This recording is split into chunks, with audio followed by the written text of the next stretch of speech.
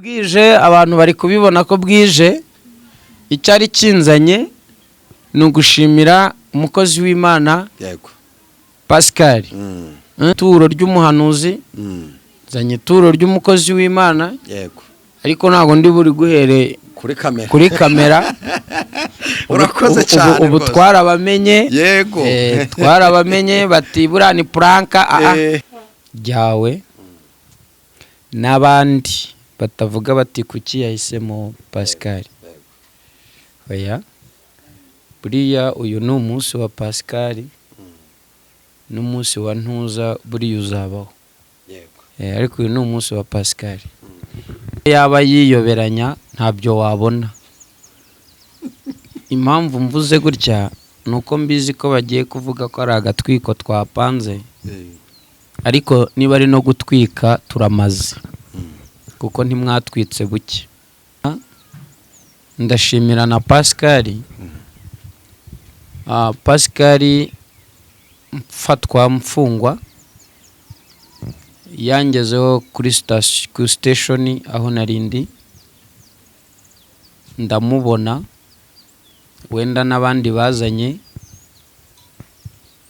Pascal yansanze kuri brigade nkuru nyuma ya station niyo mpamvu rero ntago njya ncika intege ntago njya ncika intege abantu bakwiriye gutandukanya yego ese guhitinga no guhanura ese guhitinga no kuvuga byinshi no hamanuka ingabo zihwanye n'igitangaza Imana igiye kumukorera haleluya mbonero no kuvuga ngo wowe uteze amatwi iki kiganiro wishaka kumera nk'uriya mera ukwawe kuko uriyi muvugaho ntabwo wari uhari aje kundeba nawe nzakugeraho n'undi nzamugeraho ndavuga mute mwababonye ishyari nongere mbwira aba bantu niba ushaka gutera imbere ukagera kure irinde ibintu bibiri bitatu wikwivuguruza mu byo wahanuye kabiri irukana umuzimu w'ishyari ko kw'Imana ku byo mukora Imana ibateza imbere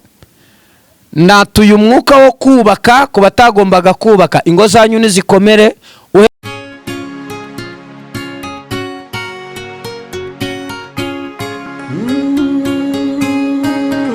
Emana we Yesu we ingoma yawe ni amamare.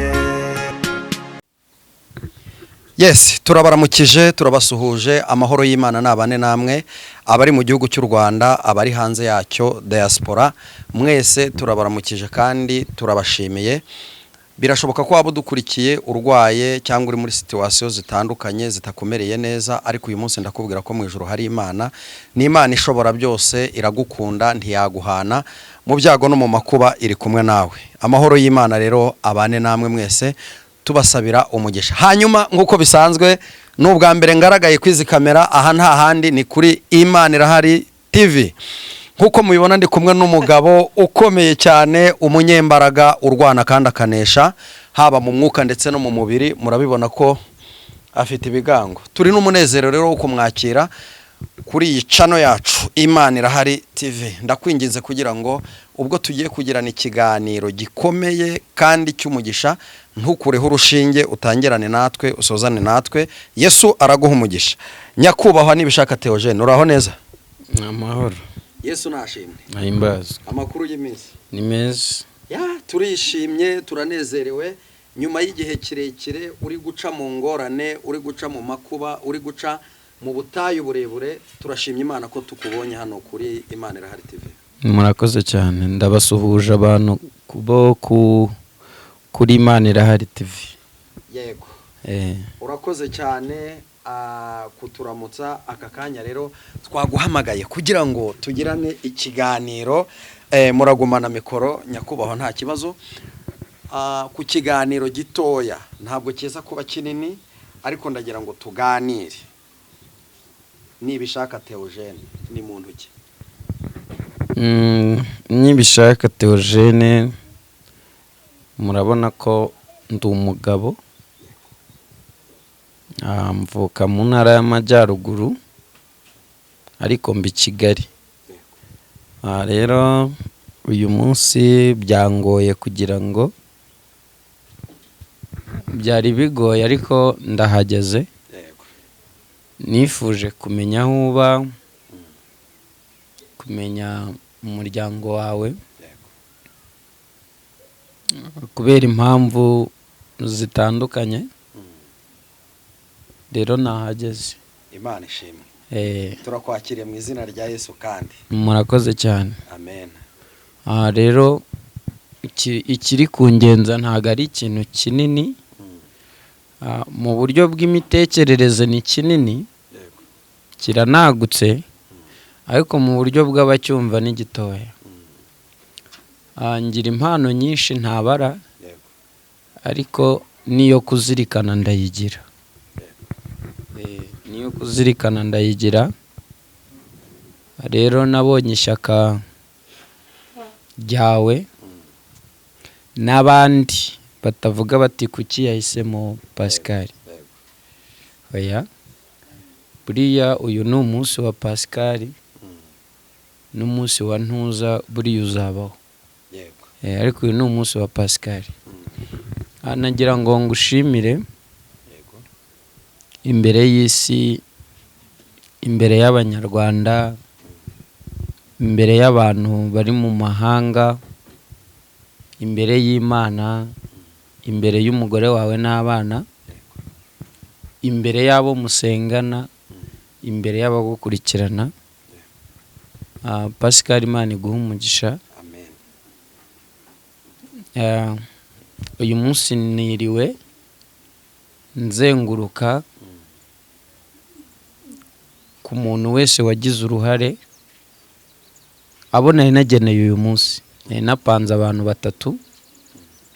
Mvuye mu karere ka Rulindo, ngeze hano saa 12. Hanyuma ariko mbere yuko njya mu karere ka Rulindo nari nazindukiye Kinyinya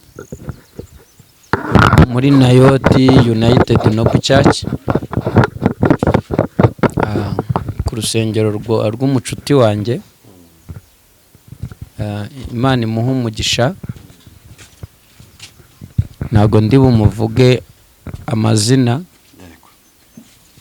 niwe nahereyeho ndakomeza Rulindo nsoreje hano.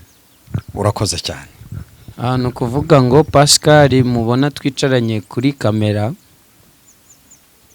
ni umugabo utarahwemye kunyereka ko ankunda. Niyo yaba yiyoberanya ntabyo wabona.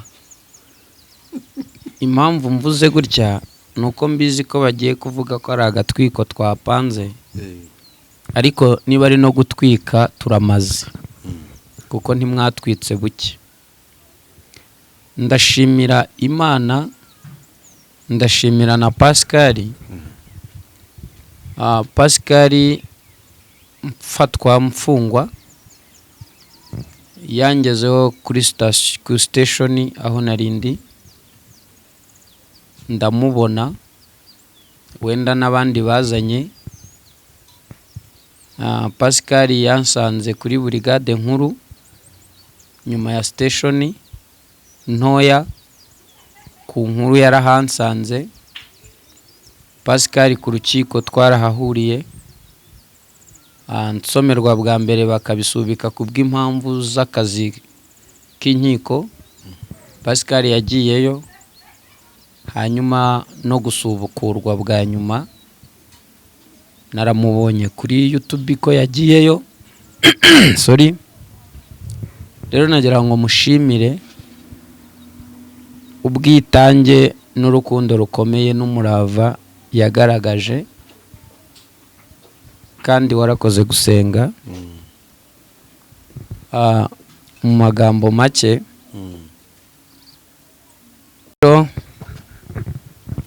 nkuko narindiho mbibabwira, nta kindi cyangenzaga ni ukugushimira. Ni ukugushimira. Imana iguha umugisha. Turi kumwe. Urakoze cyane. Ndatunguye, ntabwo narinzi ko ari ryo jambo rikugejeje hano mu rugo rwacu, ariko ndagira nkubwire ko nanjye ndagushimira. Mu by'ukuri biragoye kugira ngo ubone umuntu wahuye n'ibibazo bikomeye kuriya, ariko uyu munsi wa none ukaba ugihamya Imana. Ariko uraza kwihangana, ndumva mfite utubazo tw'amatsiko duke nshaka kukubaza. Nyuma y'uko umaze kumbwira ijambo ryakugenzaga mu rugo ryari rikuzanye ahangaha ku Imana Irahari TV, ese ni irihe banga wakoresheje?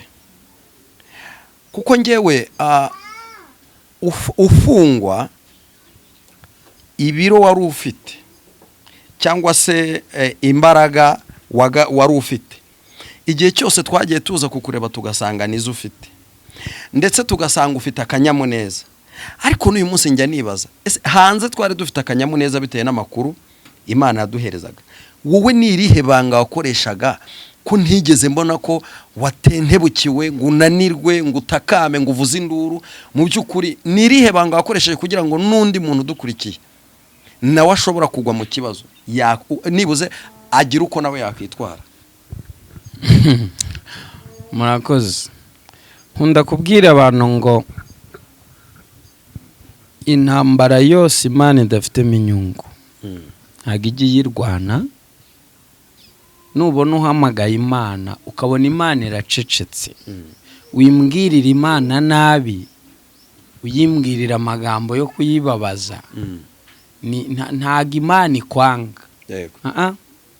Imana yasuzuguye intambara uri kurwana, bitera Imana kwicecekera. Iyo ari iyo kuguhitana Imana irizana, iritumira, irizana. Ariko iyo ari intambara Imana yasuzuguye, uyirwana wenyine n'abagukomokaho.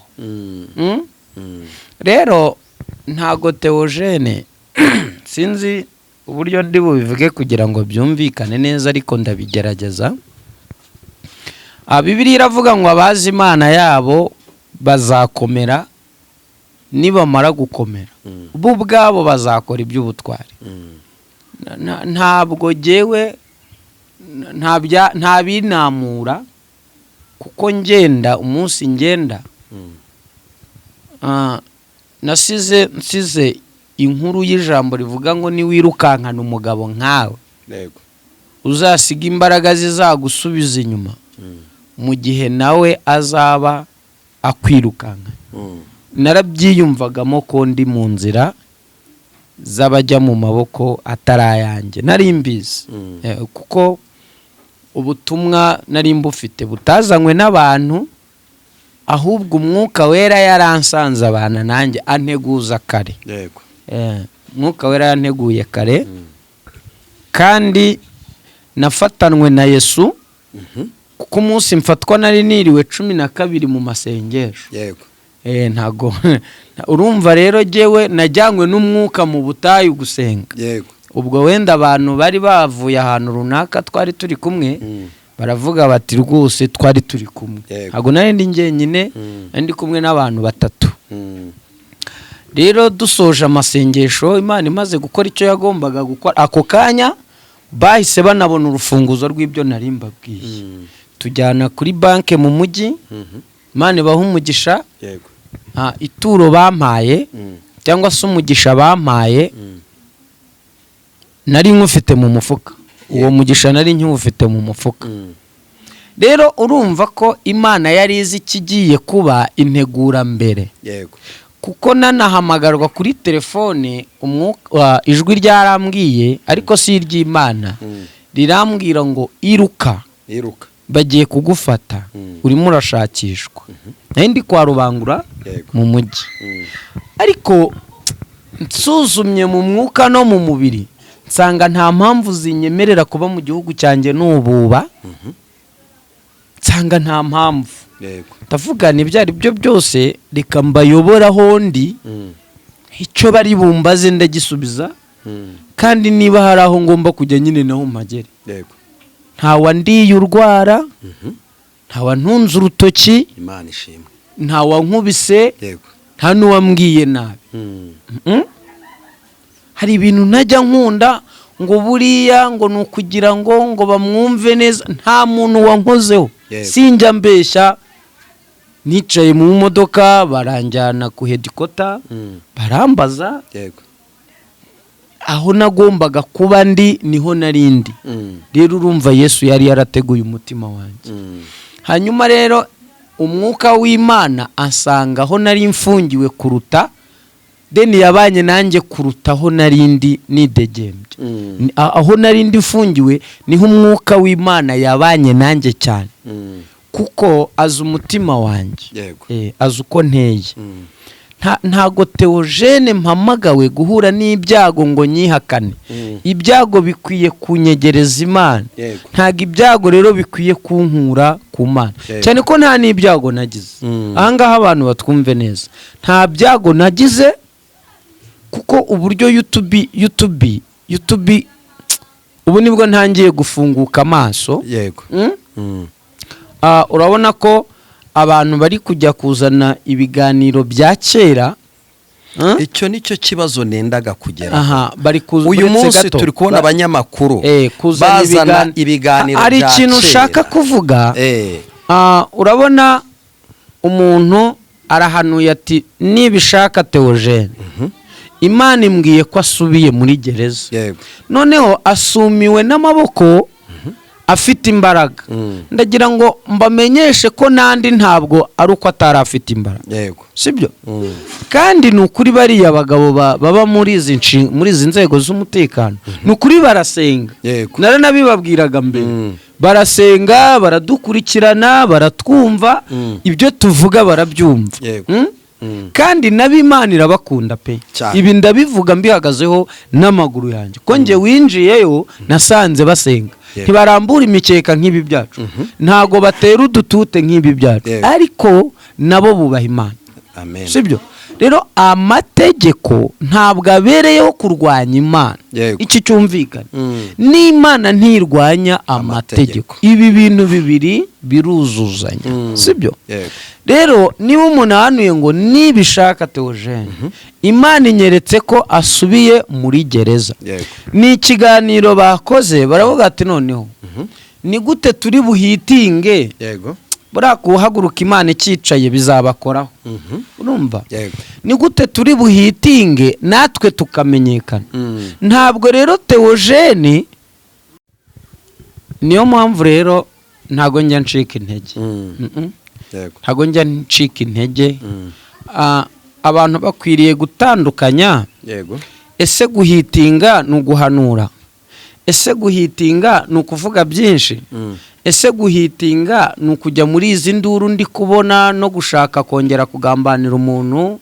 bitewe n'inyungu zawe umuntu uhitinga ni uyu nguyu ni umuntu wihanganiye ibimugerageza noneho iyo amaze kwemerwa Imana irahindukira ikamwemeza mu bantu urumva rero tandukanye umuntu isezerano rye riri gusohora kuko Imana ibimubwira ntiwari uhari kumuhagurukira rero ngo umukubite hasi umurwanye ntago bikunda niyo wamusiga amazirantoki ukamuharabika uko ubyumva oya iyo Imana yamaze kumwinjiza mu isezerano hamanuka ingabo zihwanye n'igitangaza Imana igiye kumukorera mbonero no kuvuga ngo wowe uteze amatwi iki kiganiro wishaka kumera nk'uriya mera ukwawe kuko uriya imuvugaho ntabwo wari uhari nawe ikuvugaho uriya ntiwari uhari kabone nubwo yaba yarakuvuzeho muri kumwe ariko ntiyababwiye bimwe yababwiye ibintu bitandukanye